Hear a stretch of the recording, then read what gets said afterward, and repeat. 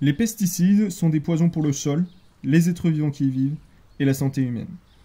Une fois répandus dans la terre, ils se décomposent en une multitude de sous-produits dont certains restent plusieurs centaines d'années. Pour assainir et améliorer la fertilité des sols, il est nécessaire d'éliminer ces molécules. Une équipe de chercheurs et chercheuses de l'Institut de recherche d'agronomie de Grenoble-l'IRAG s'est penchée sur la question. Pascale Mireille, directrice de l'IRAG, est partie d'une hypothèse. Un produit encore plus toxique que les pesticides permettrait de détruire ces molécules qui s'en prennent aux vers de terre et autres organismes vivants du sol.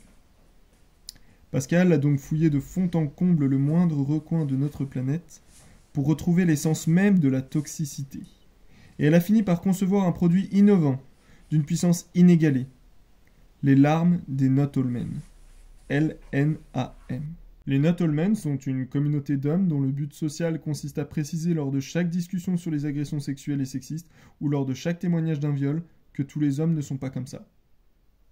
Ce précieux liquide, récolté à la source dans les nombreux commentaires sous chaque prise de parole de victimes d'agressions patriarcales, présente une toxicité qui permet d'anéantir les pesticides. Cet échantillon de terre, on l'a récolté dans une parcelle conduite en agriculture conventionnelle. On peut voir qu'elle a une texture très friable, constat criant d'un manque d'agglomération et d'oxygène. Elle contient une trop grande quantité d'agents chimiques qui rendent en fait impossible la vie du sol. On voit que l'eau ne s'infiltre pas correctement et n'est pas retenue. À terme, cette terre, complètement épuisée, n'offre pas de bonnes conditions pour cultiver des plantes. Lorsque l'on teste cet échantillon, à son état initial, on constate qu'il est pollué.